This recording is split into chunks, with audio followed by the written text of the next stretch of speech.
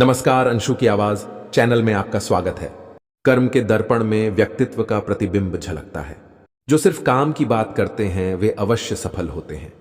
कर्म दुखों का कारण होते हैं, लेकिन इनके बिना सुख भी नहीं मिलता। योग्यताएं कर्म से पैदा होती है।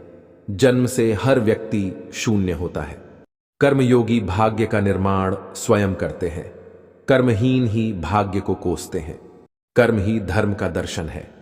समय समय पर पुरातन दर्शन की नए संदर्भ में समय के अनुसार बुद्धिमत्तापूर्ण व्याख्या की आवश्यकता होती है। बुद्धिमान व्यक्ति पैगंबर और ऋषि जनसाधारण को पुरातन दर्शन को वर्तमान संदर्भ में ही अपनाने का परामर्श देते हैं। किया हुआ कर्म और बोया हुआ बीज उचित समय लेता ही है। कर्म से आदमी ऊंचा नीचा होता है। प्रभु सबको उसके कर्म फल से ऊंचा पद व मान मर्यादा देते हैं। सोच और कर्म हमेशा ऐसी रखो, जो मुझे आता है उसे मैं कर लूंगा, जो मुझे नहीं आता उसे मैं सीख लूंगा। कर्म करने से पहले यह तय कर लेना चाहिए कि उससे पछतावा होगा या प्रसन्नता प्राप्त होगी। कर्म के द्वारा मौन रहते हुए चींटी से अच्छा उपदेश कोई दूसरा नहीं देता।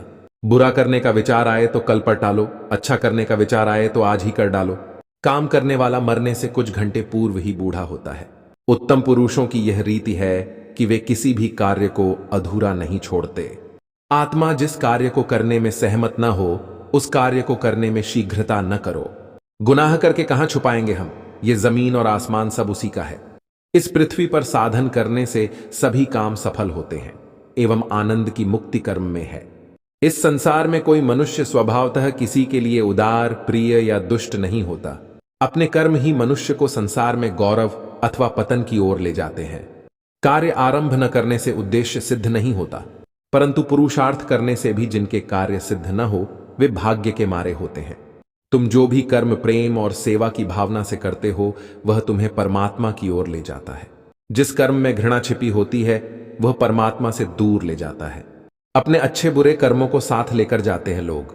दुनिया गलत कहती है कि खाली हाथ चले जाते हैं लोग। कर्म करो फल मिलता है, आज नहीं तो कल मिलता है। जितना गहरा कुआं खोदो उतना मीठा जल मिलता है। जो मिला तुमको अब तक वो तेरे कर्म फल अच्छा चाहिए, सत्कर्म कर हर पल। सुख शांति ही है जीवन का मर्म, इसके लिए तुम नित्य करते रहो कर्म। बिना किसी कारण यहां न होत कुछ भी काज, एक भोगे वन कर्म से तो एक भोगे राज। फल मनुष्य के कर्म के अधीन है, बुद्धि कर्म के अनुसार आगे बढ़ने वाली है। तथापि विद्वान और महात्मा लोग अच्छी तरह विचार कर ही कोई कर्म करते हैं। मनुष्य के कर्म ही उसके विचारों की सबसे अच्छी व्याख्या है। कर्म सदैव सुख न ला सके, परंतु कर्म के बिना सुख नहीं मिलता। कर्म ही पूजा है और कर्तव्य पालन भक्ति है। धर्म केवल रास्ता दिखाता है, लेकिन मंजिल तक तो कर्म ही पहुंचाता है। अभाग्य से हमारा धन, नीचता से हमारा यश, मुसीबत से हमारा जोश, रोग से हमारा स्वास्थ्य, मृत्यु से हमारे मित्र हमसे छीने जा सकते हैं, किंतु हमारे कर्म मृत्यु के बाद भी हमारा पीछा करेंगे। जहां देह है वह कर्म तो है ही, उससे कोई मुक्त नहीं है। तथापि शरीर को प्रभु मंदिर बनाकर उसके द्वारा मुक्ति प्राप्त करनी चाहिए। कर्म की परिसमाप्ति ज्ञान में और कर्म का मूल भक्ति अथवा संपूर्ण आत्मसमर्पण में है।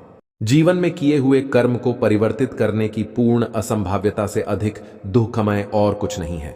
ईश्वर के हाथ देने के लिए खुले हैं, पाने के लिए आपको कर्म और कोशिश करना पड़ेगा।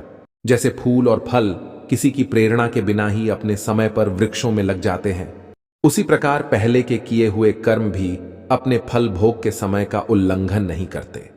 कर्म ही मनुष्य के जीवन को पवित्र और अहिंसक बनाता है। जो निष्काम कर्म की राह पर चलता है उसे उसकी परवाह कब रहती है कि किसने उसका अहित साधन किया है। कर्मठ इहलोक परलोक का ध्यान कर कर्म नहीं करता, वह तो बस क्रियारत रहता है।